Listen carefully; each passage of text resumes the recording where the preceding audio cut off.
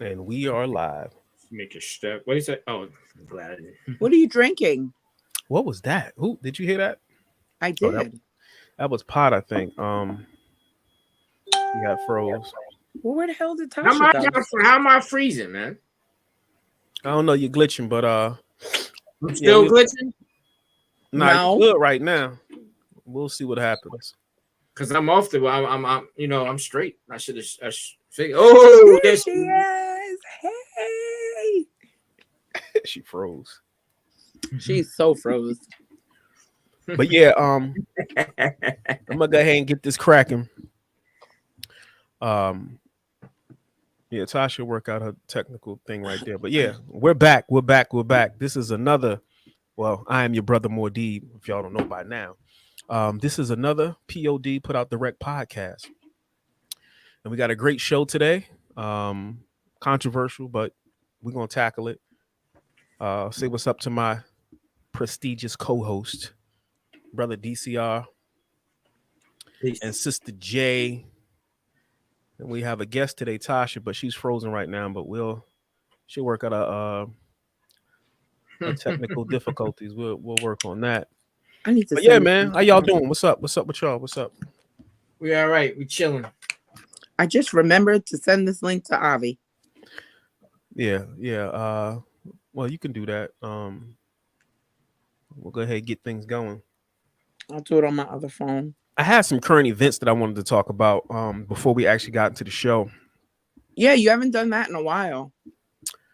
Yeah, because sometimes the current events, it's like they're so ever changing so fast. And certain things I'm like, if people are really interested in that. Now, I did see an article that I thought was very interesting. It was this Indian guy. And I know this is gonna sound crazy, but dude hadn't washed in like 50 years. He hadn't bathed in 50 years. Literally.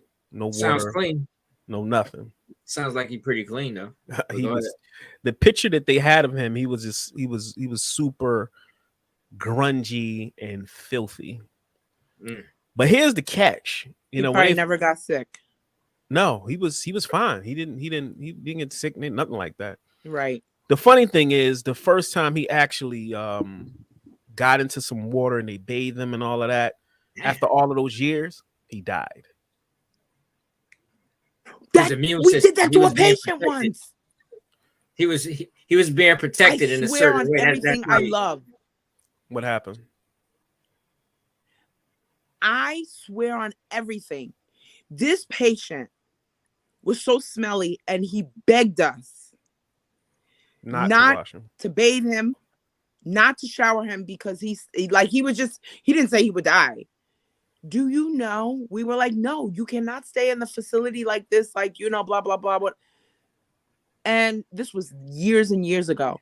Years, like when I first became a nurse. Do you know he died the next day? Yeah, this dude died after they bathed him. They scrubbed him down. They got all the dirt off, everything. It was a shock. It was a shock. Like fish, you know how you put fish in certain water? He died the next day. And they have That's a thing. that has to be a thing. That's probably what it was. When I saw the pictures of him, I was blown away because I was like, he looked like clay. He looked like a clay man. He was that filthy, but he was happy. Right. But you know what that should teach us? Because that with the patient, it taught me something. Who are we to say? Who are you to say? Because somebody hasn't bathed in 50 years. Who are you to say that they have to take a bath or they need to take a shower? You understand what I'm saying? Yeah, from a societal view, I think what happens with the body is the fact that the body adapts to its environment. And it's kind of like never changing your transmission fluid. They say after a certain thousands of miles, you might as well just leave it. Right. Because everything has kind of fused and became one system and it's working fine. But the minute you change the oil, it starts fucking up, slipping, and then now your transmission is shot. So when you look at our biology, when our biology adapts to something and it's functioning in that environment and it becomes hardened to that environment, right. Once you change it, that's a shock to the system. So, I get it.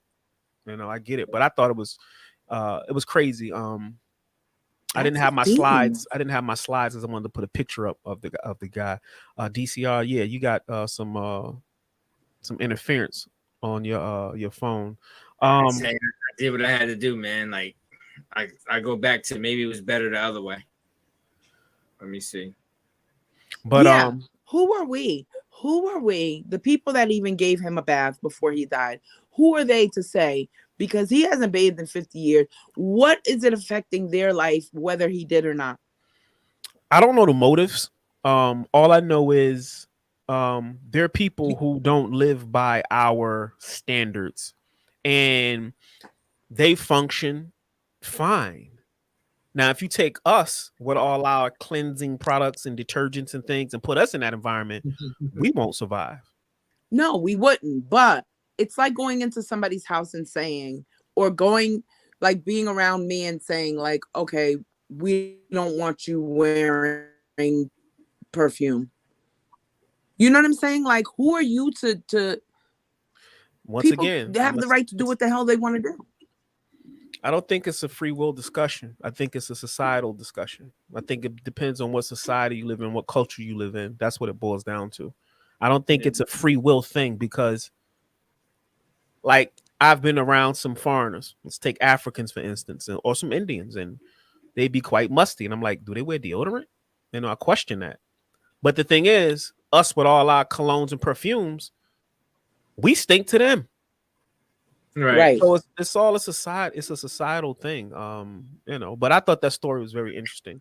Another story I wanted to talk about, which I didn't have my slide. I'm gonna have my slides in the next show. I'm gonna tighten up on that. They were saying that I think it was is it the X or the Y chromosome that dictates the gender? Joe, come, Joe, where you at? Focus. Hold on. Give me 1 second. Sorry. Anyway, I think it's the it's one of them. It's one of them. I read it earlier. I forget it's X or Y, but anyway, they said that particular chromosome or whatever is degenerating and it's going extinct.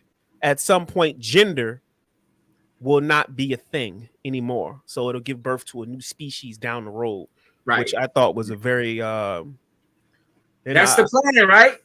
That's the plan, right? That's what they're doing, right? You know what? This is not a the article wasn't saying it was a man-made situation. It was an evolution situation. Man was evolving to that. Keep in mind, at some point when you get into ancient history, and I don't want to get too bogged down in that because we got to get into the topic. When you talk about androgyny, there was a point where there was, androgyny was a real thing. So not male nor female. So who knows? Maybe we just evolving back around to where this shit began. Who knows? But I thought the article was very interesting. But this wasn't a man thing. This was actually something that they found where we were evolving to a point where that chromosome was becoming it was degenerating. So when you degenerate, you don't produce or grow anymore. So I thought that was very interesting. But very interesting. that was. What did you ask me, Dre? I'm sorry. No, we were just talking about the article that I was reading about the chromosomes, and I was asking you which one of the chromosomes was X or Y that dictates the gender.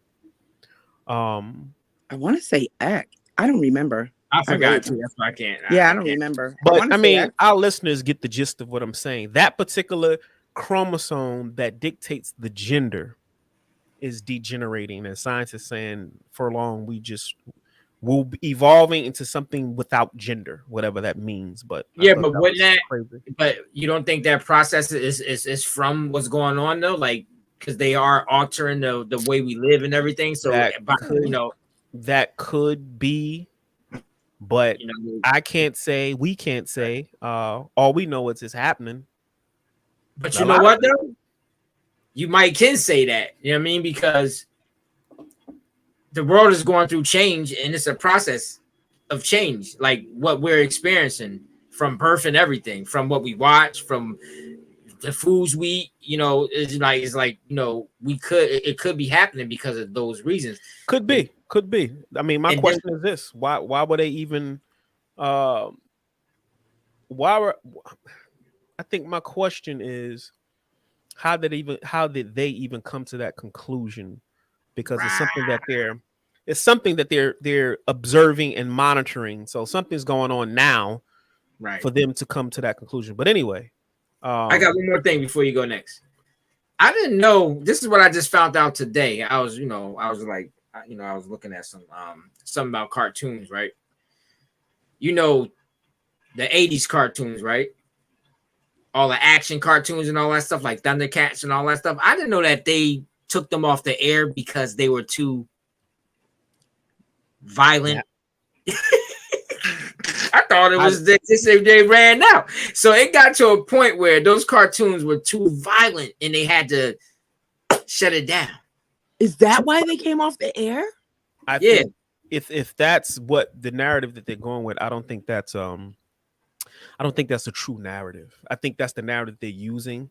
But how you gonna take the cartoons off the air and say they're too violent, but you have the movies that are worse? No. I'm saying but they're doing that now. But that's why those cartoons didn't make it. They didn't make it because they were too violent. They were saying they were too that kind. You know why that kind of makes sense?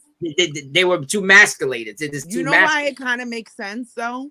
Because remember when you would watch a soap opera or whatever the case is, and when they got to a point where they were about to kiss, it was a commercial break, so you never saw their lips meet. Right. You know what I'm saying? So that that does kind of make sense. Like if they said it was too violent at that time, right? Like so, but just think about what is it today. So they've been doing that.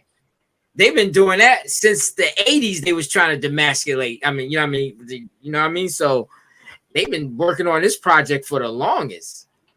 They've been working on this for the longest. Yeah, of course. Well, of course. I still say I don't even think that's the real reason. I think the real reason is, and this is my 2 cents. I think a lot of cartoons back in the day had a lot more substance to them. They had a particular message to them. They had a moral of the story to them. And they don't have that anymore. Yeah. And I would say this because I just read an article on this, how they're taking a lot of cartoons that we used to have, and then they're sliding in the agenda of making the men more feminine and pushing the women further out front in the cartoons and having the other type of relationships throughout the cartoons. They're pushing that heavy. So I just think, they had to take G.I. Joe, for instance. Right. You never saw anybody die in G.I. Joe, but they fought. Right. But there was always a moral to the story of being very vigilant about fighting against the bad guys and being a hero and being proud of your country and all that type of shit. So, but anyway, I don't want to get too bogged down in that. I'm gonna go ahead and run credits and run the intro, and we'll get back to the topic at hand.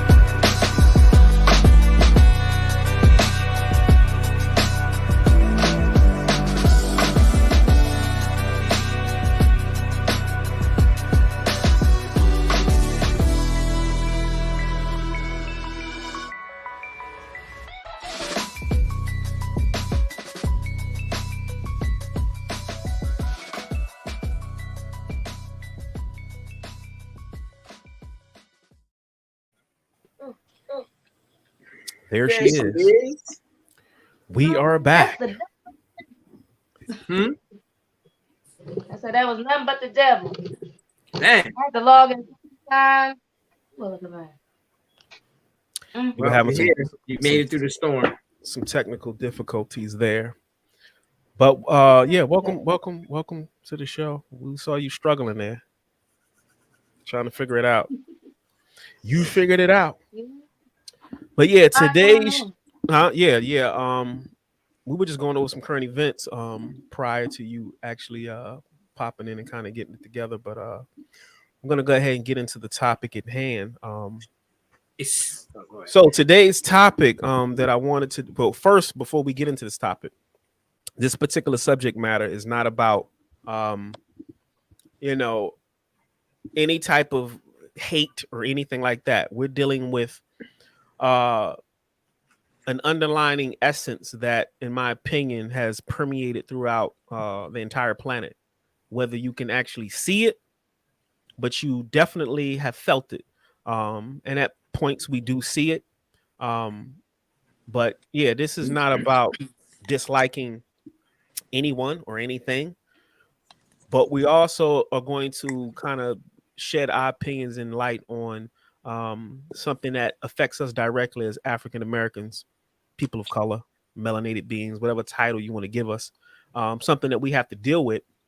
But we're going to give our insight on what we think about it. And the question is, do you guys think America as a whole, and I'm just choosing America because this is where we live, but globally, we'll get into the global thing too, but do you think America is still racist from which we came due to the inception of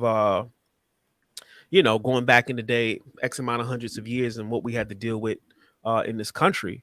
A lot of people say we've evolved and we've come a long way, and we've made great strides to a point where some people would say, no, it doesn't even exist anymore. That's a you thing. So we'll unpack that. But yeah, the question at hand is, do you think America is still racist? And the reason why I say still is because we've dealt with racism in this country. So let's unpack that.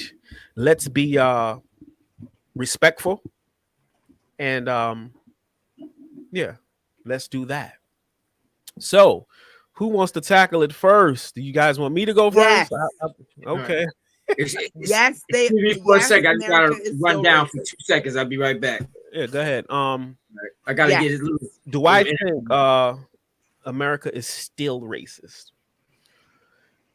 Okay. Well, Yes. let's deal with the aspect of race first. And I think that's important because you have people who genuinely dislike people for who they are and how they look. They hate them on those principles alone. And then you have racism as we know it, or in a nutshell, when we talk about white supremacy. White supremacy is like the religion of racism.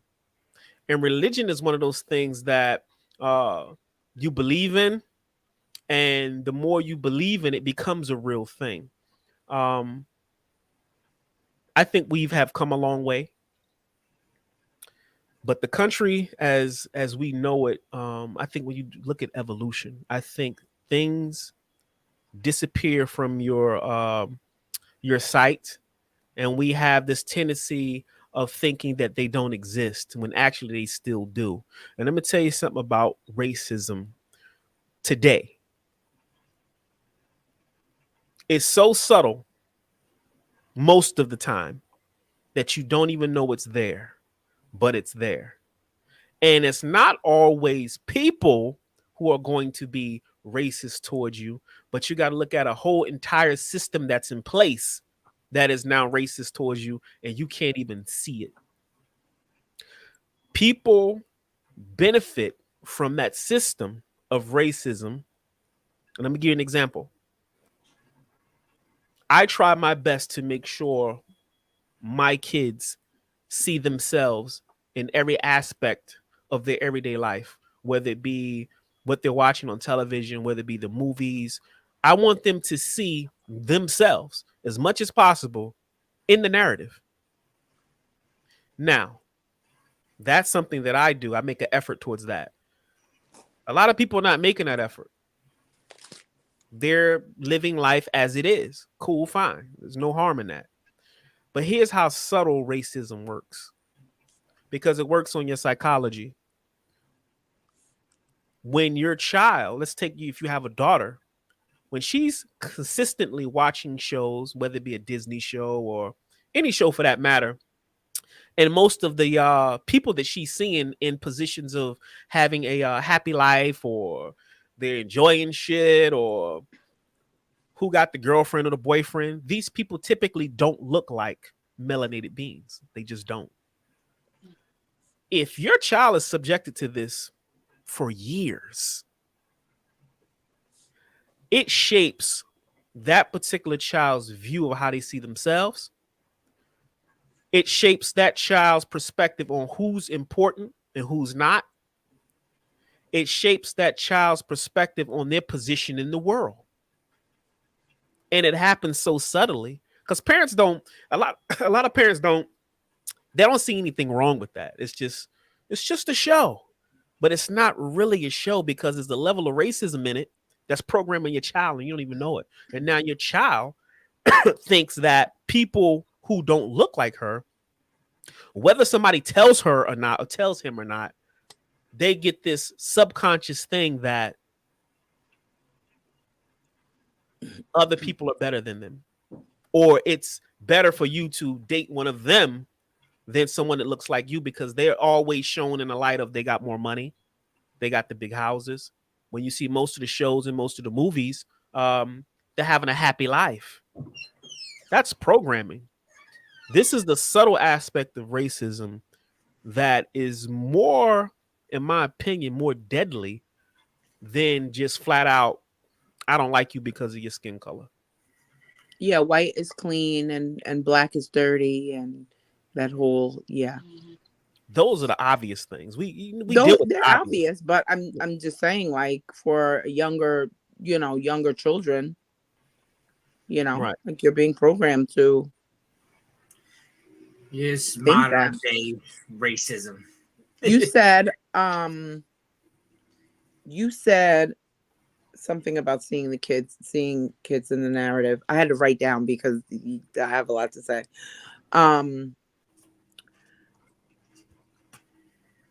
When it comes to that type of stuff, like, I wish I knew then what I know now, and as much as I know now, and as much as I like love us. Now, I'm not against certain things, but low key, I think I kind of am. Like, when it comes to us, I don't feel like we should be mixing and mingling and all of that stuff, but that's a whole nother topic. As far as seeing us in the narrative, that's exactly how I am, because I remember growing up at one point and I wanted a black doll, and there weren't, like, black dolls were not like common for you to like, not like like a now. rarity. Like a You know what I'm rarity. saying? Hard Yeah. to find, like a rarity. They were really hard to find. If you had one, you were like, whoa, like, you got a black doll. And a lot of times it was to a point where, not to cut you off, but pause for 1 second. The fact that it was a rarity and it was hard to find, that goes back to that subtle thing that I was talking about, that system that's in place. Right. Exactly. But go ahead. When you said that, the subtle is what made me start writing. And it got to a point where when they did put the black dolls out there, you know how many young people didn't want those dolls, because they thought those dolls were programming. They thought those dolls, like the black dolls, were the ugly dolls. You know what I'm saying? Like, the same thing with G.I. Joe. Go ahead. Looking at where we are now, like, we have gotten better in a sense where it's still there, very subtly, but it's still there. We've gotten better to a point where now they involve us in, like, we have to be involved in almost everything. You can't go to anything or see anything that does not involve us. However, that I believe that's simply because they don't want the backlash because of like social media, the internet, all of that stuff. People are more aware, and people are more they're more aware, and they're more vocal as to, okay, you have so it's more so like, we have to do this. Not that, it's something they have to do because they don't want the backlash when it comes to that. One more thing. You said something about people like thinking that it doesn't exist. The same people that think that, like, it's oh, that's just you, oh, it's not a racist thing, or this doesn't happen, or those are the same people that could care less. It doesn't affect them. It doesn't affect them either way. It doesn't affect their children. It doesn't affect their family member. It's like seeing a homeless person. Oh, let me give them $5, and and you go about your business, and you completely forget that homeless person existed, or whatever have you. If you are not affected by it to a degree, or have experienced it to a degree, then yeah, you would definitely be like, oh that's, I think you're over exaggerating, or you're just making it more than what it is, or like that type of thing. If it's not affecting you personally, because we are people where, not us, but I'm just like everybody in the world. Yeah. Like when a matter takes place, yeah, you care about it for that second or the few minutes while it's there in your some people, while it's there in your, oh yeah, we're going to do this, and we're going to, but then once that moment passes and you get back to your regular 9 to 5, and you get back to your home where everything is, fantastic and life is great, or whatever have you, you're not thinking about any of that other stuff. Like, you might see these things on TV and think, oh, what did they do to, because you're in a whole nother box.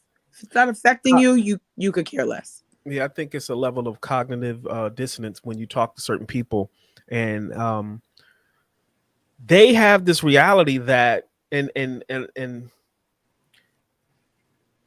this goes back to the subtle racism. Here's why I say the subtle racism, in my opinion, is worse than the actual out front racism, because out front racism is always met with a level of resistance.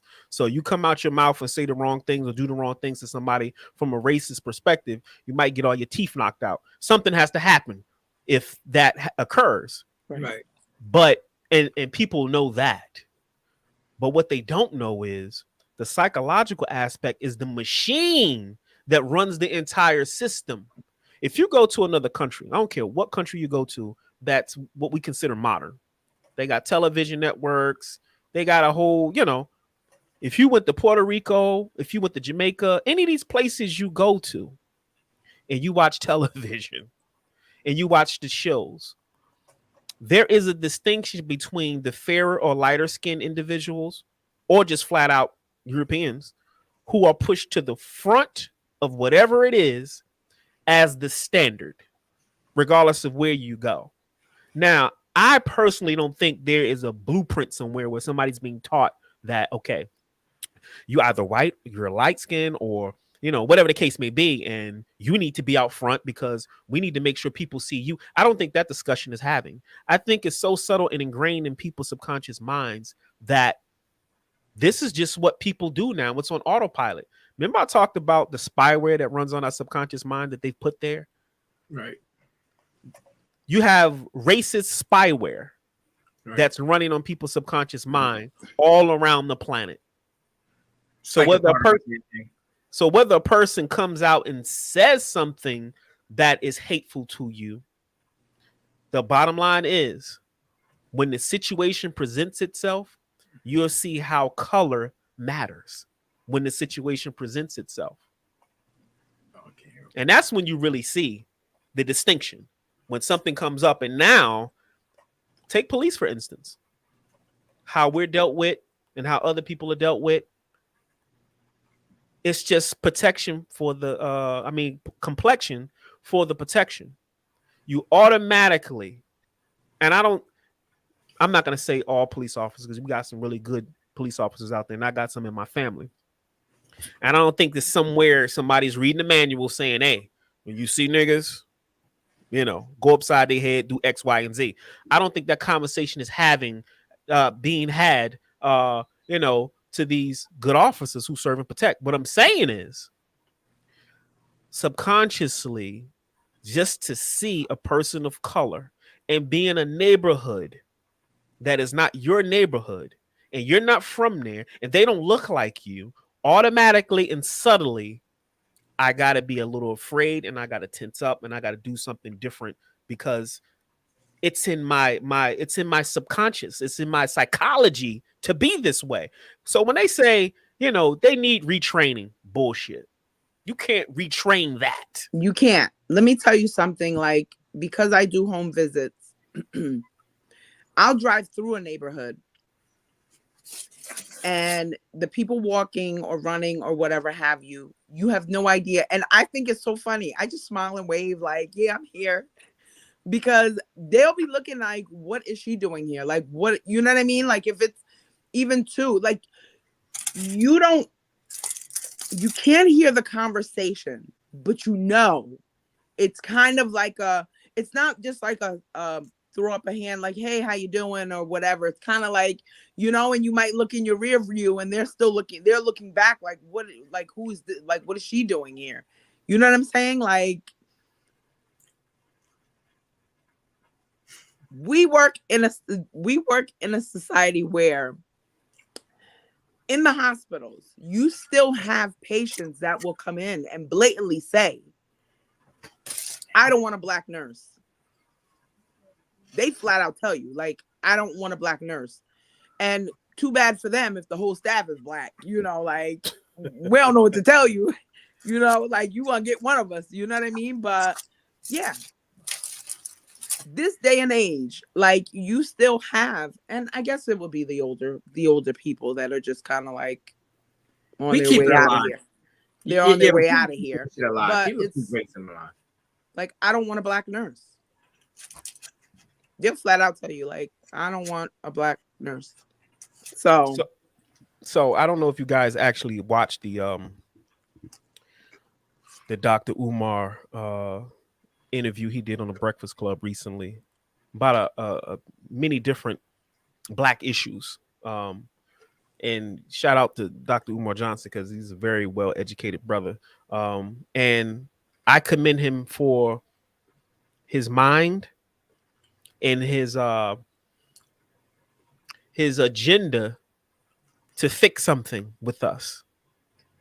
I don't get caught up in personalities about what people do in their personal life or what they like or what their preferences are. I'm a pro-choice individual. I don't care what you choose to do. That's not my jurisdiction. But I do hold people's intelligence and what they're adding on to society as a jewel. And that particular brother has an add-on that's needed.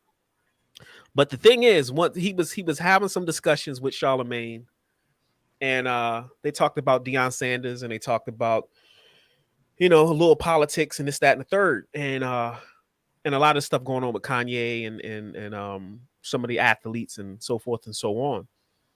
I noticed that Charlamagne, and not just him, but I noticed in really good conversations when you have an enlightened personality speaking to someone,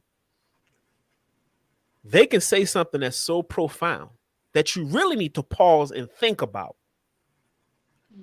But I noticed in these conversations, it kind of goes over people's heads and they keep on talking past that point, never really to unpack what a person just said in the moment. Right. So much can come out of one statement, but people are so caught up in their ego and their agenda, they talk right past the point that had just been made. I've seen that happen with Malcolm X in different interviews because I go back and watch his interviews and I watch how you have, well, anybody really, who's challenging something, when you really drop some science on someone and drop some facts on someone and some information on someone, you got two things. You got to entertain what the person just said before you go to the next point, or you're going to hear what they said and keep on with your agenda. Talk right past it. And I hate that. I hate that with a passion. We're going to rewind and we're going to deal with what I just said first before we go to the next talking point. You're and I so kind like of, that. yes, I'm You're going to bring so you back. Like that. Charlemagne has a fixation with why he does not like Kanye. Umar is unpacking so much for him to understand, and he's stuck egotistically on why he don't like Kanye West. I'm confused, but the I same get it. way everybody was with Trump. Right. If you know politics, if you really understand politics, that conversation and understanding is different. When you don't know politics, you make responses from 2 points. Either you have an agenda or you caught up in your emotions, but you got to pick one. And most people be caught up in it. Most people of color, we be caught up in their emotions, making no type of political, it's designed, though, intellectual sense at all. But to make you emotional. When you're emotional, you do get caught up in the web. So that's the whole thing right there, you know. So what do you? I mean, far as the race I want to hear concerned, from Tasha. Oh, I'm gonna get to Tasha. I got a question for her. But before we get there, what do you? No. Yeah, it's coming. It's coming. So the subtleness of racism, and I remember we having a conversation with DCR, and he was saying, you know, a lot of the racist stuff that goes on today is being taught to children, and children are growing up and keeping this thing alive. So DCR, you want to explain that whole concept? You want to elaborate on that? It's not just white people. It's not just listening to a POD podcast experience. But They are put out direct. I think every nationality plays a part in keeping racism alive, but they don't know it. You know what I'm saying? They all play a part. And to me, it's also developed when a person, put it this way, if a person don't like my skin color, I'm going to feel a certain way about their skin color. If you get caught up in it, you understand what I'm saying? As a response. Yeah, because me being light-skinned, I experience things on social media. People always got something smart to say. And sometimes I want to lash back and it start making me feel a certain way, but I know I'm not like that because I wasn't raised in a fucked up generation. You know what I mean? Like, so I know how to just cut that off real quick and just go back to being myself. But it's a blast between each other. And the biggest racism to me is really black people against black people. I just think black people are so judgmental against shades of skin and all that kind of shit. They ain't even focused on anybody else. It really exists within us now. You know what I mean? So you're saying basically racism as you know it really exists within people of color having a level of self-hate for themselves. Is that what you're saying? Or clarify if you... Well, I'm saying we know racism exists, but sometimes you have to fix a certain thing before you go to the next. At first it was blacks, whites. Now it's black. You know what I mean? But that still exists too, the other one. But it's more like black now. Like we're going through this judgmental thing by looking at each other now. You know what I mean? So who do you so which one you think is greater right now? Black, white, or black? Black is greater. Is more of a problem in your opinion? Yeah, black, because if you can't fix that, you'll never be able to fix the other one. You know what I mean? So first you got to fix what's in-house before you start dealing with what's out-house. At first it was, everything was like you said, which was like straight up, what side with what sides. But now it's just a skin tone thing now, dog. So Tasha, what you think? about what he just said? I'm gonna elaborate on what he said, but what do you think about what he just said? Well, I've actually experienced it. So going to an all-black college, which was like I was so souped to go to this school because I was like, yeah, I'm gonna be amongst my people, But it was like, well, I've always experienced it growing up anyway because it was like, I was called high yellow, you know, white, you basically white. I'm like, I'm not even close to white. I have white in my family, but I'm not even. But anyway, but even going to the all-black university I went to, I was like so excited. But then I still had people like there was like little instances, whatever, where I was kind of like stuff was said because I was light. Right. I was, Make what you I mean? hate And it's like, yourself. damn, I'm sorry. It can make you start looking at yourself in a certain way. It can start making you like, you know what I mean? It's a mental thing. Yeah, it bothered me because I'm like, damn, we are all supposed to be one. You know what I mean? Like this is my time to really know my culture, and I guess I went in it for a different reason, but it was shocking to me that like, damn, you hating on me because I'm lighter than you. It kind of reminded me of remember that movie School Days, and they had the Jigaboos against the wannabes. Yeah. You know what I mean? And I'm like, I don't think I'm better than anybody. Just because I'm light skinned doesn't mean I think I'm better than you. Like if you Right. only knew how much I admire the beauty of your skin, your darkness, or whatever it is, you know what I mean? So it was kind of so I get what Pot is saying because I have experienced it a lot. I still kind of do even now, which is crazy to me. I ain't gonna But lie. anyway, yeah. I'll fuck somebody up if they even approach me like that today, like really approach me on some shit like that. If they say something like call me light skinned or something like that, I'll probably punch them in their shit. Honestly, because I don't play that shit. That shit is immature. Yeah. And I think that shit is for weak people to me. That's for weak motherfuckers. It's like real. Some people try to joke about it. Like they be like somebody said to me, "How you live in Florida and you still high yellow?" Somebody said that like, that was yeah, it should be crazy, yo. So we experienced. They was like, "How you live in Florida? And you still high yellow? You got to Florida, and you still high yellow? Like I'm supposed to be tanned up all the time." Listen, it's just what difference does that make? Oh, or here's the joke: you was the house nigga. You the house nigga. You know what? I grew up like me and my sister. I had an aunt that like my cousins are a lot darker. I think maybe this is what shaped and molded like my love for like just anyway. My aunt, she was like she would wear like these blonde weaves or whatever because people always thought she was like Puerto Rican. We have white in our family too, clearly. And she used to treat my cousins so bad. Like they were like my cousins were like darker. She used to treat them so bad. Hindsight, looking back, and she would always like praise me and my sister like we were so fantastic or whatever. But when it was just me and my sister, she would treat me like dog shit. Like, you know what I'm saying? Like, because my sister was a lot lighter, like she was more high yellow. So at one point I grew up thinking that my sister was, this is something I never said ever in my life. So it's on live, documented for the world to see. First time ever. My mother doesn't even know this. Uh-oh.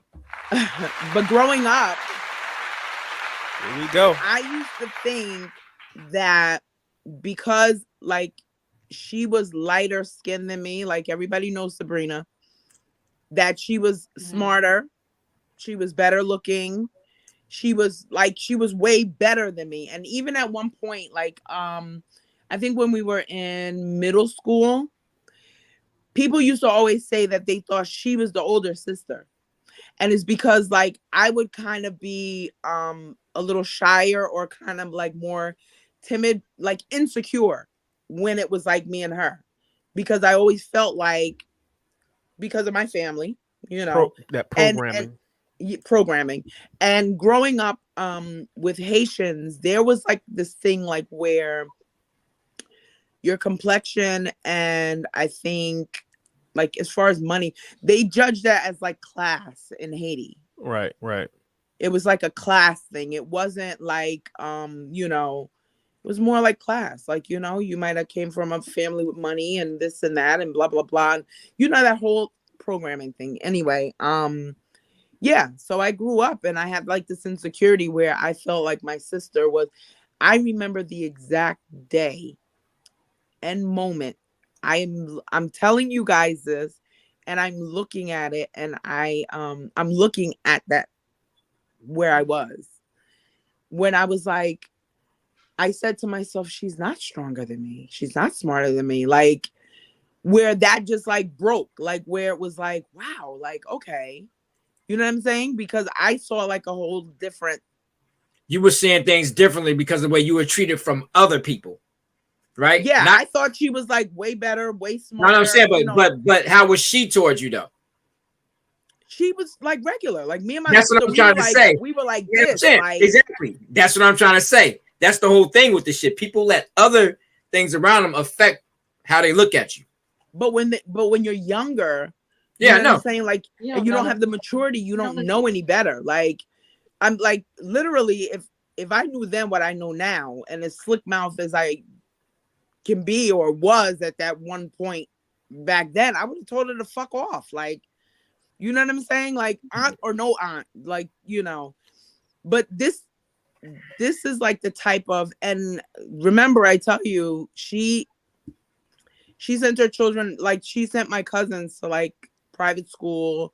They had to be all white schools, they had to be like the only two black kids or whatever, and these all white schools and whatever have you. People thought she was Spanish, and she drove a Benz and blah blah blah. So it was like all about like class, and the lighter you are, the prettier you are, the smarter you are, all of that stuff. But yeah, y'all heard it first here. And that's what most of all that sister was. I guess that's better because she was light skinned. That's what I'm saying though, but that's where all that comes from. It's like when you're a kid, you don't know, like, and you watch the grown-ups and you think when the grown-ups say stuff, it's law. Like, right. The grown-ups said it, so that's like, you really don't know what light-skinned people go through. You know what I mean? Like, you always talk about black and white, but people don't think about you got two sides now. You got white and you got black. And you got them both looking at you. You feel like a what you call it, a mutt or something. Even though mutts are great dogs, they're very universal. Right. They can do 1,000 things. They can do both things. But I'm just saying, but you're looked at like that, so you really don't really fit in a lot of categories. Because I remember even working at certain jobs, I didn't fit in from either side. You know what I mean? I wasn't really liked from either side, so it made me develop a certain feeling.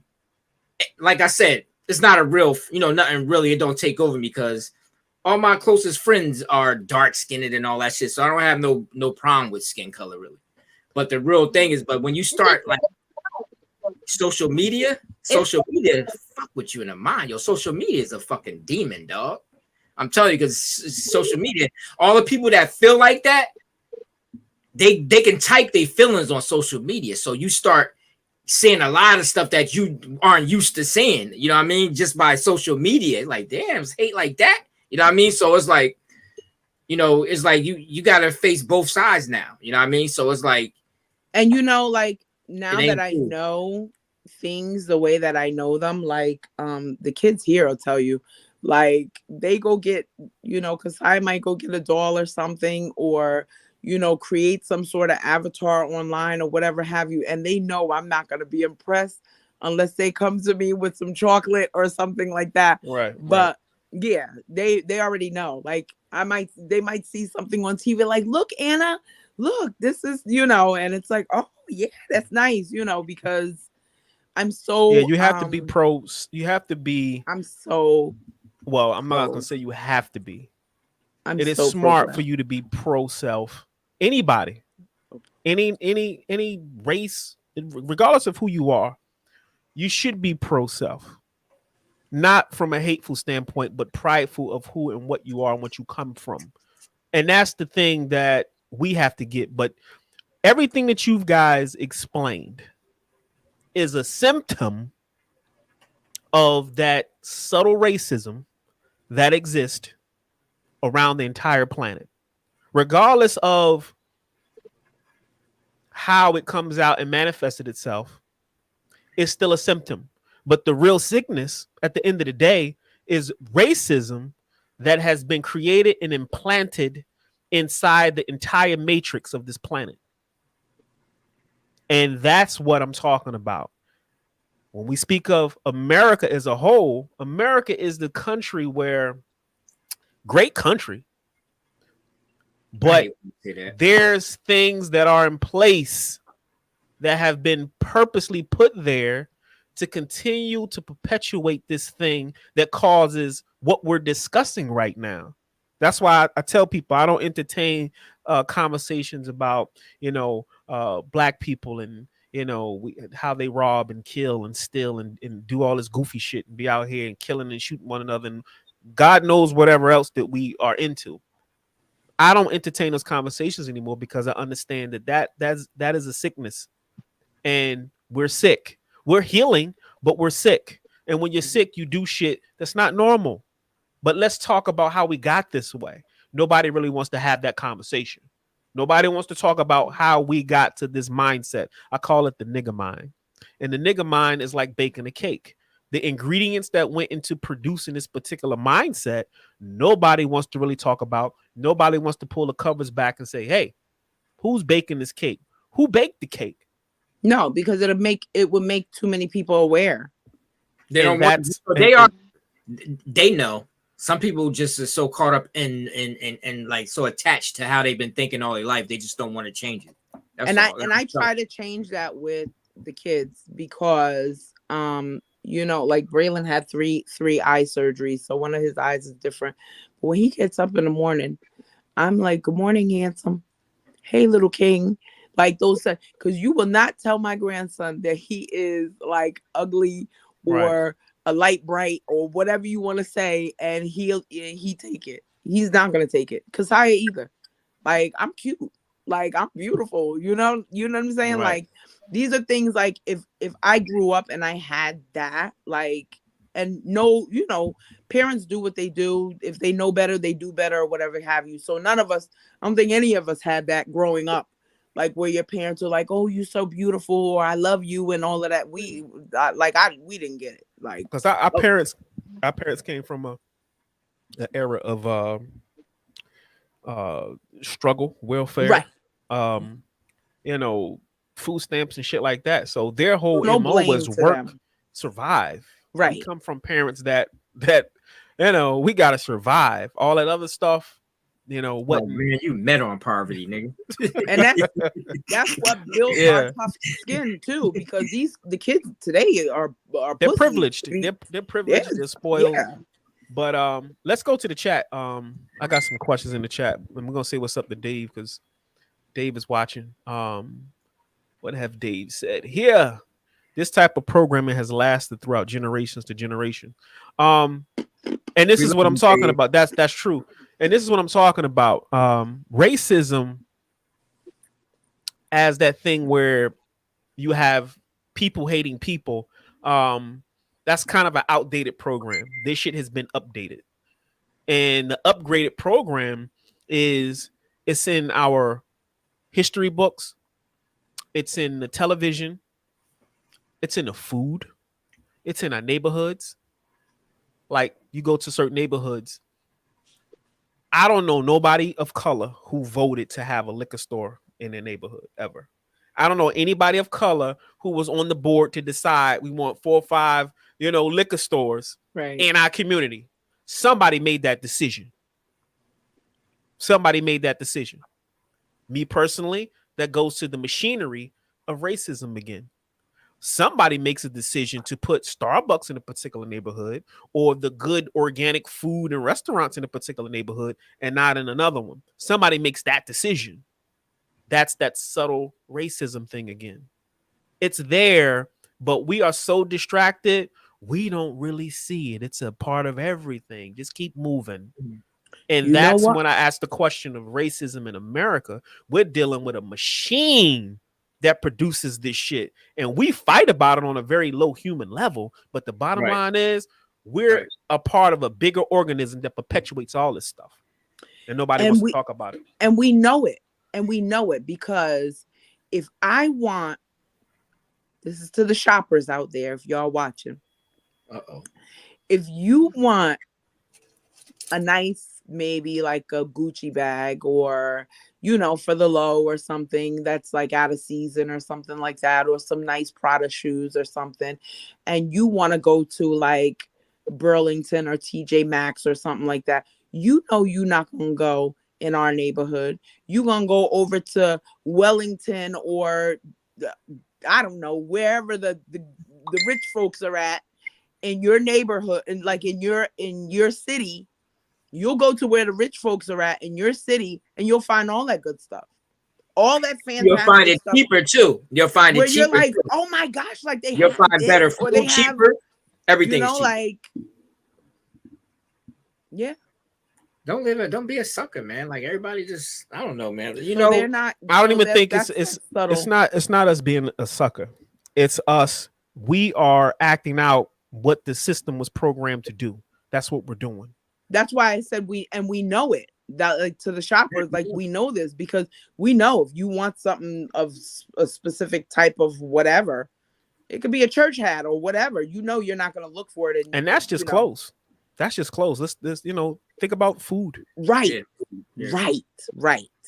People don't understand that there's a level of racism, and we're going back to that subtle, transient racism that you can't see, but it's a part of the machinery.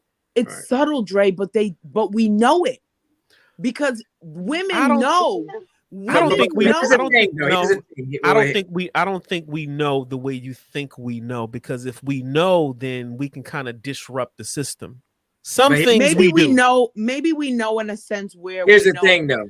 we're not acknowledging the whole system behind why you have to go to another city or another. You know what I'm saying? Well, yeah. You're right, because we do have the conversations of where we don't have a good such and such Well, over let's go here, over but the we got steps over on- there. Yeah, but Exactly. here's the thing too, though. It also, you know what I mean? Like here, how can I say this? What you guys are explaining is how you make profit off of poverty. You know what I mean? So you put bullshit into a generation and make a lot of money off it. You understand what I'm saying? So it's like, you know, everything around us is much more expensive. Like around here, like, you know, in a, you know, any kind of poverty neighborhoods, you pay more for what you want than you pay in a rich neighborhood. You know what I mean? You'll get a good deal out there somewhere. The stores, everything is just better deals. But when you're in a poor neighborhood, you're paying more for less. So I also see that dealing with a money level too of people. You know what I mean? So it's not just racism, but it kind of developed into also what's in your pockets. You know what I mean? Because to me, money is the new blood. You know what I mean? And I call it slave food. Money is slave food. I'm gonna interject on that on that part. You said that it's more economic thing. They're making money. It's about a money thing, right? Yeah. I'll say 50% of that is true. In my opinion, 50% is economic, because you're gonna profit off of that. The other 50% has to be race, because we're the race that this is propagated upon. Yeah, because we So are race, big in poverty. so race has to play a factor in it. It has to. It has to, yeah, because we do make the masses of being poor, right? I mean, It's the like fuel. it's still, you know what I But mean? they So They've spent so much time. They have spent so much time and structured things in a way where look at buying homes like ages ago. Like they've structured and spent so much time creating things and making it where, because we're not just a set of people that just don't have nothing and we broke and we lazy and we don't want to work and all of this stuff. Like the you have, opportunity is not there. you know, from the beginning of time, you had like a group of us that were like wealthy, but you still weren't allotted those privileges based on how you looked. You know what I'm saying? Like, But then you have the way. Go ahead. I was gonna say, and the way that they've structured everything, like you're black, whatever the case is, they don't care if you had $20 million, you're not getting into this community, period. According to the way this policy is, or whatever have you, it's up until recently the banks and mortgage brokers, the mortgage lenders and stuff like that were changing things to be fair to us, because they structured it in a way where it was made for us to be behind. And there is an example though. They always make examples to make you feel like you got a chance though. There are some exceptional people that's from they give you some false hope or you know, I mean, you always got to have at least a picture like, if he can do it, I can do it, you know what I mean? Like, so it's like they kind of make you feel like it's fair, but deep down inside you the numbers tell the truth. This is why I say that we are everything, because no matter what hurdles, whatever the case is that they put in, we still get to a point where you got, like, we want that too. Like, you have to make it, even though it's not fair, but you know what I'm saying? I get what you're saying, and I hate to use the analogy of roaches. Don't beat me up. Oh man, what kind of roaches are you talking about? Cockroaches or the ones that you palmettos? No. Here's the thing about the roaches, man. The worst kind of roaches to have is that they call them the German ones. You know, all the roaches that we grew up with. Those are the bugs. Like, no matter what you do, I don't give a fuck how much you bomb your house, how much spray, how many traps. They're there.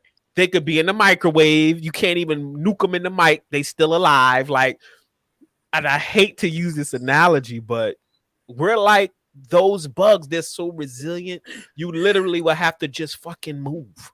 Right. We are. And even in moving, they still hitching a ride somehow. You got to leave that shit. The roaches, yo. That's what you're saying. So I mean, that is nature, though. You can't eliminate anything. In nature, it's always somehow it's gonna, you know, somehow evolve, or still you can't kill nature. You can't kill bugs. You know what I mean? It's like you think you killed them all, but then you get a whole set of them coming like in a couple of months. You know what I mean? So it's like you can't. That's why I always say that we're everything. Like we are, like we are. Like we. But the thing is, man, I think the big problem in the world. Racism, everything, but the key problem is we know what it is. It's the religion, and religion is money. It's the new religion. Like I said this before, money is a new religion. People believe in money more than they'll give their lives for it. They'll kill themselves. They'll work at a job 100 times and destroy their body just for money. They'll do anything. They'll forget about their health. They'll eat shit food just to have more money in their pockets. They'll, you know, I mean, whatever they can do to save more money, they don't care. Money is anytime Pot talks about money, you know what I mean? I start to feel like, damn, like, do I like, I wouldn't sell my soul or like, but you don't know that you're betray, or betray my family or anything like that. But I can't say that I don't love money, like where I wouldn't, you know, gotta have, you know, money is a necessity that we need to function in society. Like, so regardless of how we view it and our relationship to it, and I think that's the key. Your relationship to money is the can be the issue. But money as a whole is just a means of exchange. That's the system that we live in. It's the barter system, capitalism. Right. So you got to have a means of exchange to maneuver through the system. That's a given. To be a productive so-called citizen, money is needed, but your relationship to it is the problem. I've never seen anybody, but you're like, you can't buy anything or do anything constructive off of like looks and character, and you need money. You need money to do certain things. But I don't care how much they say. You don't say you love money. I love money. But let's tie it back. For it. I don't love it. I do it because I gotta work within the means of the system to actually live in the system. I love money. Have it. I want to die. I have and no leave my love for children something that's made out not of having paper to struggle or whatever it has the case no is. strength to And it. I don't want to struggle now. It's shit. Because we go through honestly, highs and lows. but here's the real key though. What I've been saying this for the longest though. No matter what kind of thing this whole thing is built on, it's still a man-made project, whatever the fuck it is. It really still has no importance because a real man, a real strong-minded person don't need money. They don't need none of this shit. And that's the key. That's so very true. It's like my mother. I digress. It's your weaknesses because you feel you need this, you need that, I need this to do that, you need this. You don't need none of this shit. It's just that you believe in this religion. So this religion is your life. So you put the religion before your life. So you can only see through the religion, but you can't see without it. That's what I'm trying to say. So it's really not important at all. It's just a piece of paper you can wipe your ass with at the end of the day. It really is. So I totally agree. And you sound like my mother saying that because like my mom will always say like put her in a box or whatever have you. But I think the way that I am right now is because I've been through a lot, like single mom, raising kids and all of that stuff or whatever, that I don't want to have to go through certain things. Like, so yeah. When it comes to for sure. Okay, let me referee this a little bit. So DCR got his view on money. Jay got her view on money. I love money. Here's the thing. Here's the thing about money.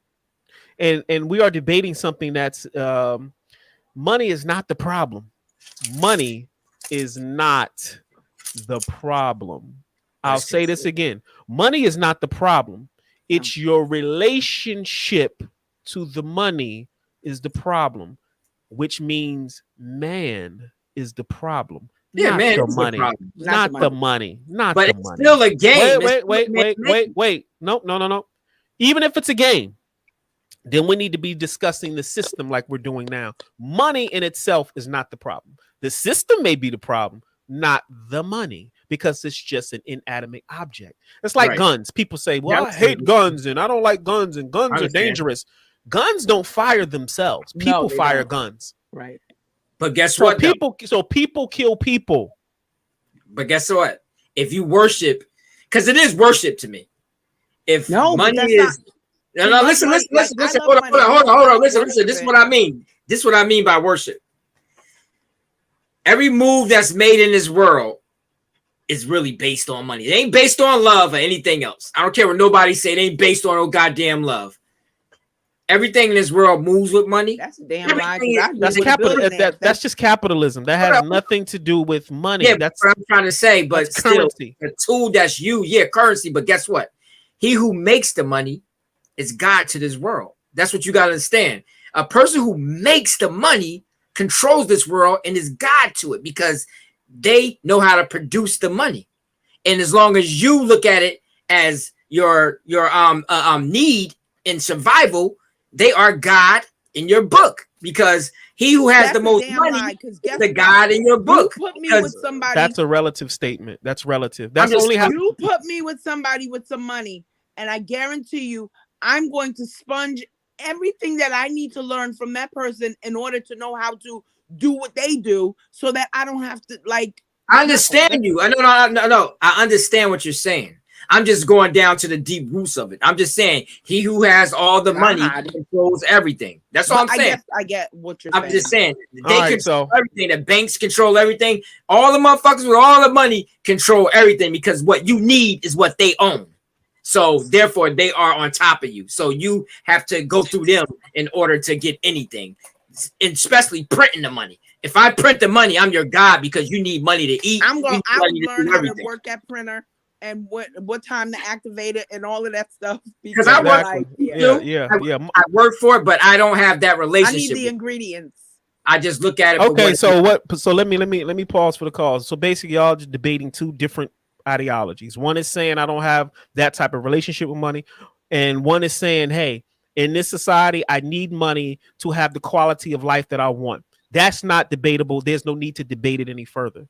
One says he doesn't have a relationship with it, and one is saying I need it to better my quality of life. I'm the same person. I need the money to better my quality of life and for my children. That is it. So we don't need to debate if it's religion, if this is that. But the bottom line is there's still a racist system that perpetuates our relationship with the money, that distorts why we do what we do. That's true. That's all racism. That's all racism. Can I ask y'all something? I want to ask a question. You are listening to a POD podcast. I got a question. Y'all might know this. I don't know this. I'm just asking a question. Is there any black-owned banks?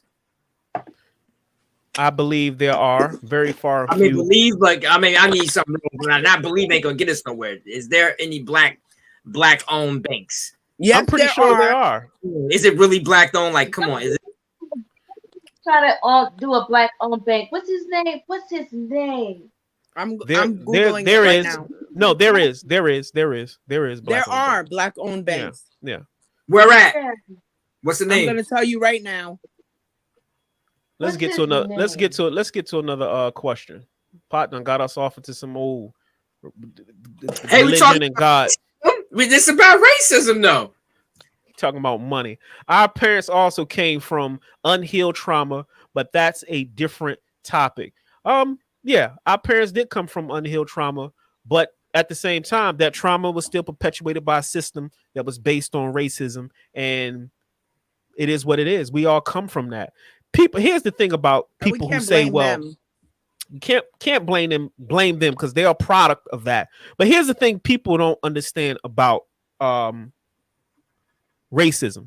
You have some people out there who will say, hey, there's nobody's hating on you. Nobody hates you. There's no racism. You just need to stop bullshitting, get up, do something with your life, and stop blaming everybody for your problems.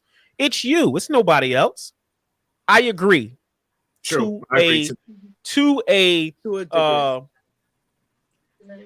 agree to a degree. I agree. It's easy for somebody who's not a product of something to make that cognitive dissonance statement. Right. How you gonna tell somebody to get up, pull their bootstraps up, go out there and make something of themselves because it's just that easy? Now, here's the disconnect between those who don't have to experience that subtle racism and those who do. We have to work extra hard to achieve whatever it is we want to achieve in life.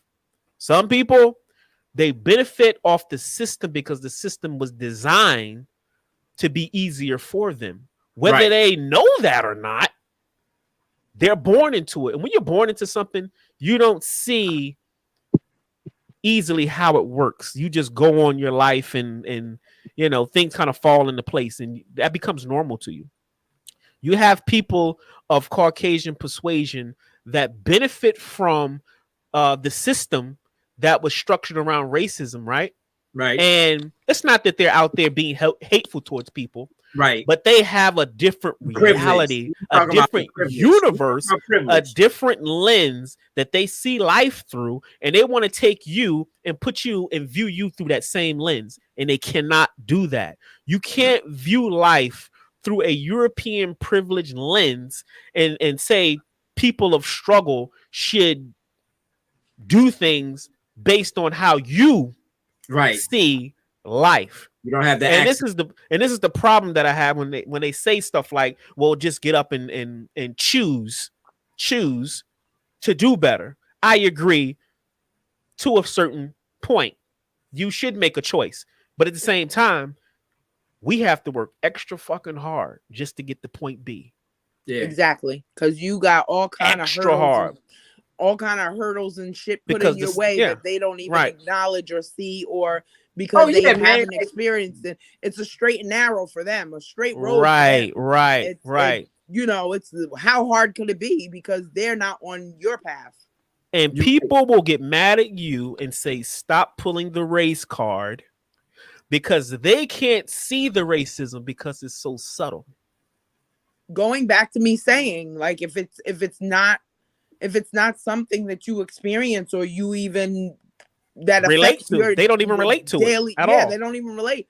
Like if it doesn't affect you on a regular basis, like what do you care? But who are you to say, oh, just get up and get your shit together and choose to do right? That's people.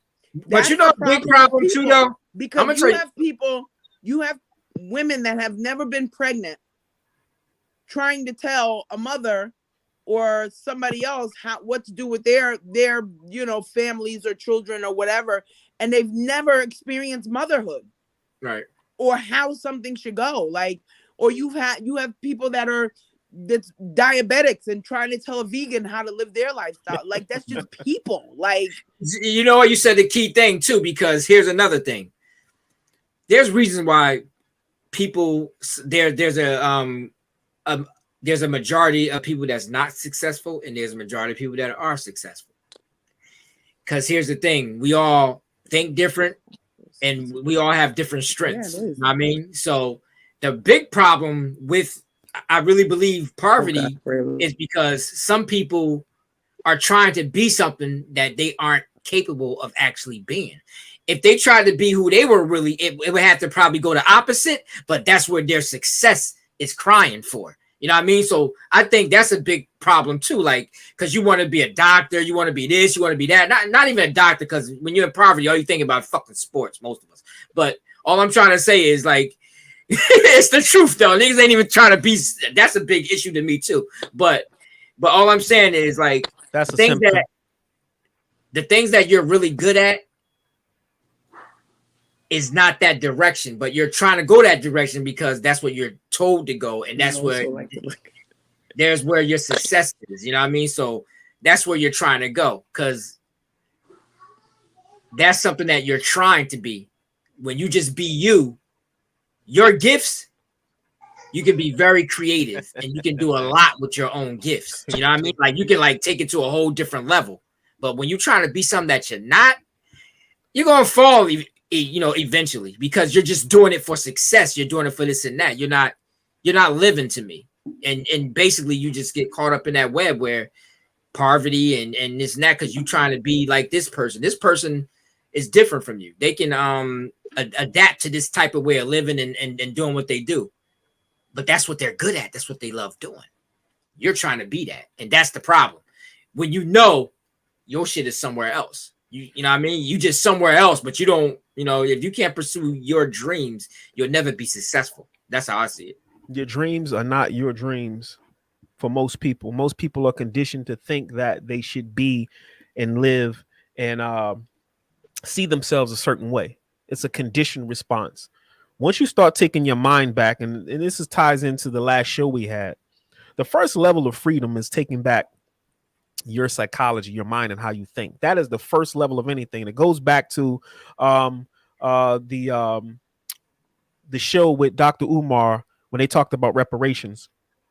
And I think it's the state of California who wants to give Black people $230,000 to each individual for reparations. And Charlemagne was kind of saying that's not a bad thing. But here's the thing: what Umar said. He said, reparations in itself is not a monetary payout. A monetary payout is a trap, because once you get that payout, you still don't ultimately fix the problems that we have in our community. You just gave a bunch of people money. The money's going to go back from which it came, but you still didn't fix none of the problems. And some of the problems that we have are PTSD from all the shit that we've been through throughout the generations. You got to fix that shit. Then you got to give us economic empowerment when it comes to our money and banks. Then you got to give us our land. And there's a whole bunch of shit that comes with reparation versus somebody just giving you a chunk of money and saying, here's your payout for what we did. Go live your life. That's a trap. And I agree. All of this, what we're discussing, boils down to a psychological thing. And the only way we move forward is you got to take your mind back first. Then you got to get some help on healing. And after you heal, then you start putting your history back together and moving forward. So whether it be money, whether it be, bad food in our communities or Black people having issues amongst themselves, the bottom line is that we are not in our right minds. And then being not in your right mind and dealing with a system that is designed to keep you back and you got to fight extra to move forward, then the bottom line is,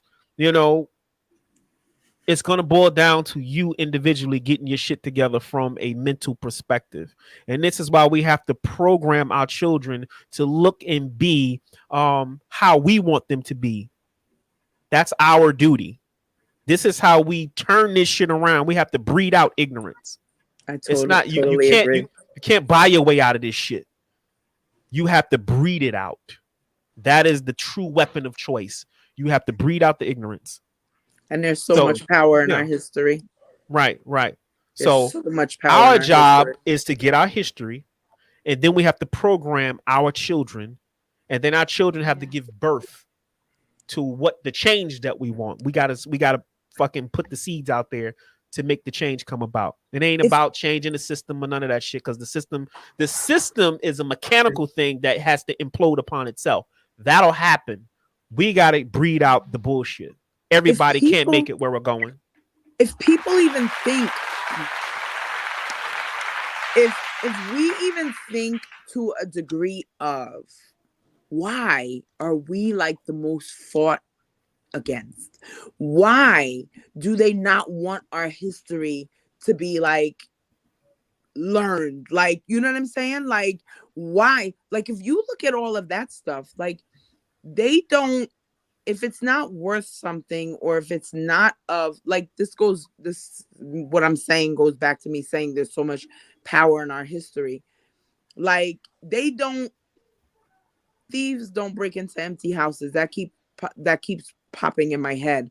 But like, if something wasn't so valuable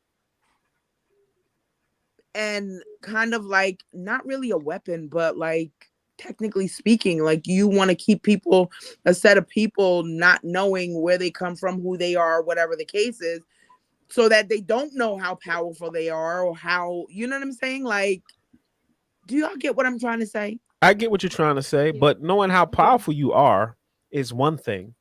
But you got to understand how, going back to the question, is America still racist? Here's why America and the global system has to be racist, because once you start giving people their history back, now people say, damn, the house that I'm living in is actually my house.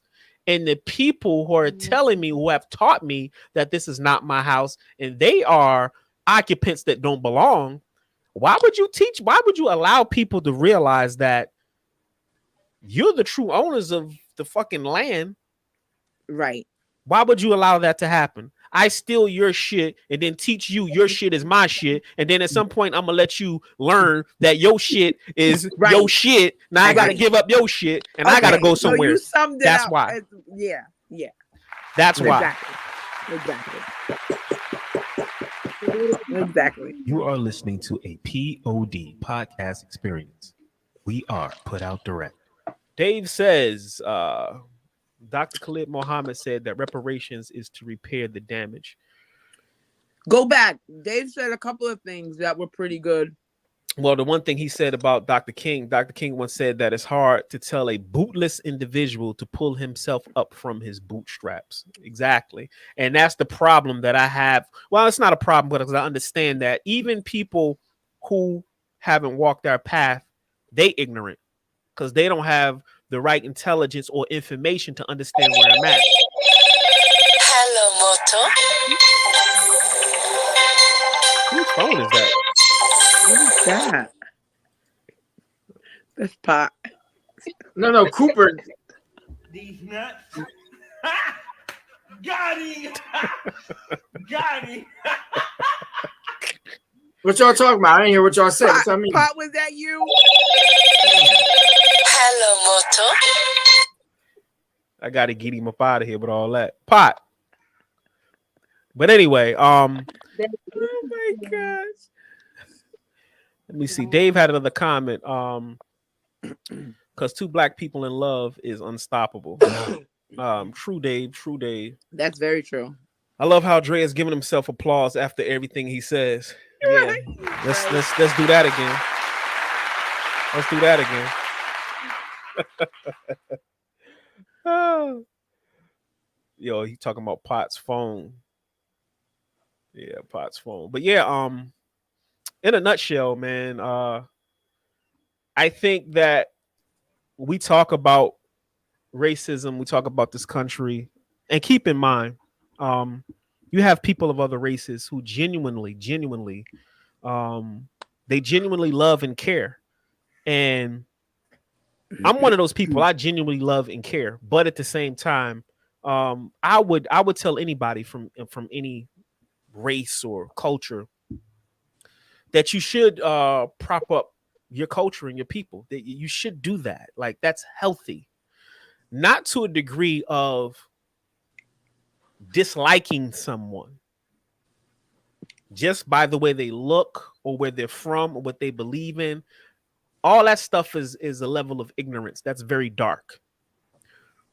I personally, if in a perfect world, I wish we all can just coexist in a manner of not having these boundaries, but that's not the case. But I will say this, that and I say this all the time, from all the history that I've learned, all the people that I've come across, all the books that I've read, I've come to the conclusion, it's going to sound very morbid and destructive, but in order for us to get to the next phase, this thing it has to come down. The system itself has to implode, and whatever's left, if we planted our seeds right, we'll give birth to something that's more conducive to where we need to be as a planetary species, because shit's out of control. Can you hear me?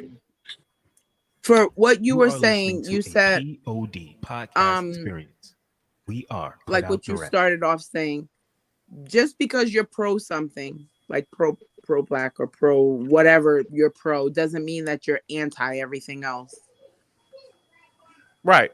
We don't give And no other that's culture. the problem. That's the thing that people tend to confuse. Because you're pro something, it's almost like they hear you're pro something, they figure you're anti everything else or anti. And that's the misconception with a lot of stuff. Like when you're. Let me ask Tasha a question.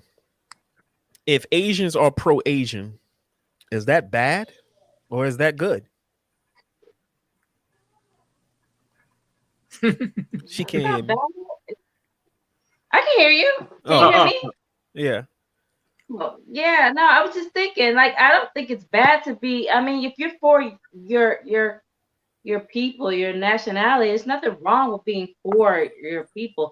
But where it gets tricky is if you are so pro your people that you start to act out on anyone who's outside of that. So would You know that what I be mean? pro, or would that be along the lines of, because what I'm hearing you say is being pro is fine when you act out towards other people. When you act out, you have now left the That's arena when of it being pro yourself, and now you're kind of spilling over into the arena of Racism. racist. Right. Right. Because I can be for my people. I could be, regardless if they think I'm black enough or not, I could be for my people. But when it gets to the point where I'm like, so, for us that I don't see anything else, and everybody else and everything else is the devil, and I act out on it, then that's when it gets to a race.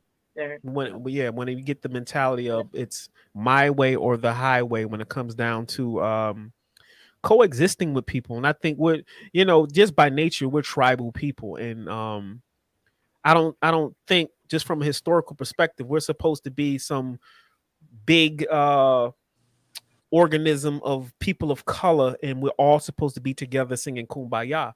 I don't think it's supposed to be like that based on historical data. We're tribal people. Yeah, we look alike, but we still have a particular tribe that we gravitate towards. Family. It's called family. You have your family. You're raised in different habitats. You know what I mean? Like, everybody has a family. Family goes to different degrees. You know what I mean? So because, can y'all hear me? Yeah, we can hear you. Yeah. Okay. I'm thinking that I'm not even like y'all can hear me or anything. Yeah, but yeah, it's I think it's more like a family thing. Like, you know what I mean? Like the people that's close to you, So you're gonna look out for them and stuff like that because there's a relationship there between you and your family. But I work with all different nationalities, and honestly, I don't really look at the world like that. Even though know that's happening, I don't like. I mean, because I work with a lot of different nationalities, and it seems like we all on equal basis. I never had any issues with like racism, anything. We get along just fine, work together. So, it's fine with me. I mean, everybody work together and get the job done, and that's why I'm not really like kind of caught up in racism.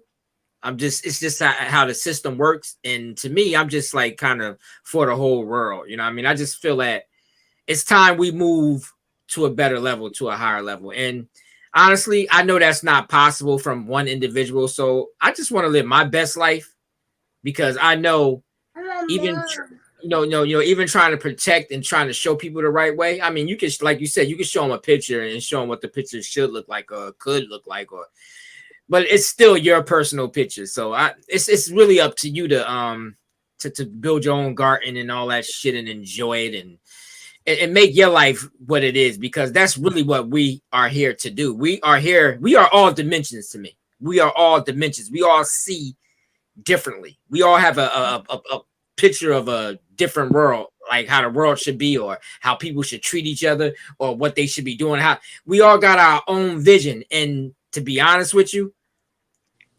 that's the jewel what's inside of us. And that's why they call it many universes. The universe, they don't mean the universe out there. They mean the universes amongst you. Every mind is a universe. Every mind can bring a new dimension to the world. Every man's goal is really to bring forth their perception of what the world should be. And it's kind of like, in this world today, may the strong survive. I can be God, you can be God, whatever y'all want to call it. We all have the power to alter the world to what we see it to be, not from what somebody else to be. And that's the problem. You can't see the world like somebody else, but you can respect them. If you respect people, things work out. When you don't respect them, that's when shit happens. Respect. You know, I don't know what that is. I've never seen that. People love but me. also you can't wait 1 second. But you also have to be aware of what's around you. You have to be aware of the reality that is around you. That's the respect part. Right. So even though like you may not be this way, but it's out there. You may be in an environment where it's there. You may not interact on a daily basis, but there may be, it's still there. It still does exist. So yeah, we can control our personal elements of it, right? But we still have to interact. I don't know if I'm saying it right. I know you understand what you're saying, but that's where the respect comes in. What I was gonna say, you're not aware that it's out there. It still exists. You know what I mean? So. What I was gonna say was that because Pot said like he works with all different people, or like people love me. All kind of people. They love me. But I think if they knew like my views on certain things, would I be as loved? You know what I'm saying? Like, so as long as we're not talking about certain things, like, yeah, you can like. And it's your energy too. It's not like you're being hateful, or you can mix and mingle with different people and just kind of, but. It's also your energy. People can sense your energy. Your energy can change somebody's mind. Your energy. When you bring energy with you amongst people, you could be the. I have all people that come to me. Yeah, but I'm saying, but you could be the blackest person in the world, and you could walk into all races, whatever. If it's let's imagine it's all. If your energy is that right energy, everybody will love you, respect you, and everything. You come with that right energy. They ain't got no choice. They ain't got no choice. My youngest son. I'm sorry, Tasha, if I cut you off. I wasn't trying to cut you off. My youngest son has this energy about him where he can mix and mingle with, like, he'll go places and like people. I have people that still they ask about my children, but it's mostly like, how's Javon? You know what I mean? Like, it's not the other two. It's like, how's Javon? Because like people just love him. Like it's something about his energy. Like and he's also a free spirit. So he is who he is. It takes a certain energy. It takes a certain kind of energy. So I said it takes a certain level of energy to change. He's a different type of kid. Like nothing like. Put those people in a house and in charge. You'll see the whole world change just like that. The whole world will fucking change just like that if you put the right spirits. Yeah, he doesn't follow any rules, any footprint, blueprint, nothing. He's just his own. They love you, but they love him. Everybody loves him. Like that's a seed for the future. Yeah, that's what you have to send out to the future. Okay, to wrap things up. The race you had thing. something to say, right, Tasha? Hold on. I'm sorry, Dre. Did you say something, Tasha? You were saying something. Come on, Tasha. You got to say something. Yeah, man. Come on, Tasha. Come on, Tasha. I don't remember. I be trying to interject, but then I be going, so I just sit back and then I forget. I mean, at the end of the day, I mean, yeah, baby. I don't know. It's there. I've experienced it on all levels. Everybody's experienced it on all levels. I mean, just it exists. It's been existing, and people like Jay was saying, people like me, all kinds of people, all kinds of people, like they love me. Not, you know what I mean? And that's cool. And I don't have no problems with anybody outside of any races or anything like that. But I'm aware that it exists because I've experienced it with my own people and outside of my own race. So it's just, that's all. I mean, it's just know it's there. Don't be oblivious to it just because it's blanket and they make it so easy to kind of, make it subtle. Make it very subtle where you can't see it, you can't taste it, you can't smell it, but it's there and working in the background. So to wrap things up, is America still racist? Yes. But I think that racism has evolved. It has evolved into something that is very subtle, where people can't recognize it anymore, but it's still there. My thing is this, and I'll say it again. This is something that, because it's permeated throughout the entire globe, it's never going to change until the entire system gets destroyed. That sounds crazy, but it is what it is. Got his day coming. And out of that destruction, you have a new ideology, a new way of thinking that comes out of that.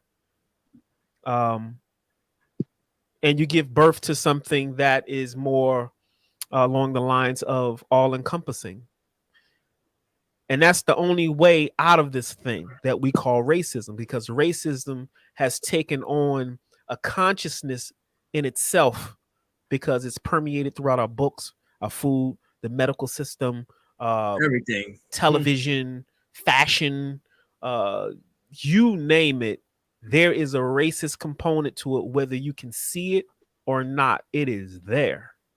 And that's why it's so more deadly now, because racism that you can't see can get further and clamp his claws deeper into what you're trying to achieve in life, versus racism you can see, you can kind of stomp it out and put a stop to it.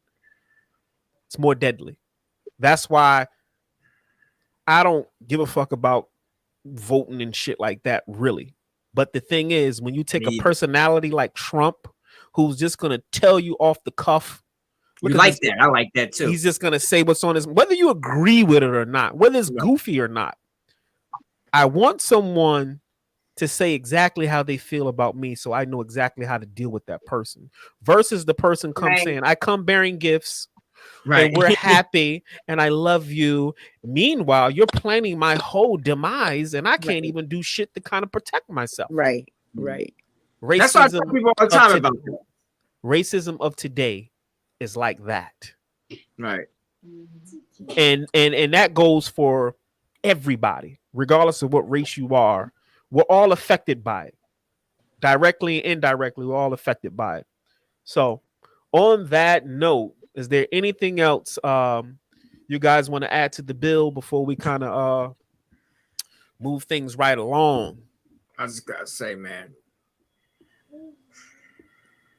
the world needs these. I was gonna say one of those kahunas, like balls. The world is missing these, though. The world has no balls anymore. There's no balls here. They trained us men to grow without balls. I don't know what we're gonna do. We gotta change that. Men don't have balls anymore. If you pull down their pants, they don't have no balls anymore. And this is his solution to racism. Grow some balls, and then my solution to racism. We're gonna have to start over. It is what it is. So, on that note, I had something to say. Go ahead, hurry up. Let's wrap this thing up. Something to say, man. Just close it out. But I had something to say. I can't remember, man. But I had something very important to say. But you are listening to a POD Hot solution to racism is to grow some balls. Direct. Right, and that's just going to perpetuate another layer of racism in itself. Right, because some people don't have balls, right? I love it. I love it. And that's going to boil down to a race thing. So somebody ain't got balls. Yeah, I can feel you. Yeah. Oh, guess what I did? I went to a marijuana plant. I had to deliver some couple of ovens to this big ass marijuana plant, dog. This dude was showing me. He was showing me everything in the place. It's like it's way down there in the Everglades. So, where I am your brother, Mordi. This is POD Podcast. We are put out direct. I'm gonna say, have a nice one to all my co-hosts, DCR. Oh my God, Pop. Sister J and Tasha. I love them. We had a good show today. It's been great. Dave in the chat, Omar in the chat. Love y'all. And see y'all on the other side. That's a story we gotta talk, man. I know about this little thing. I mean, I go to this place, man. Yo. Got him. Got him.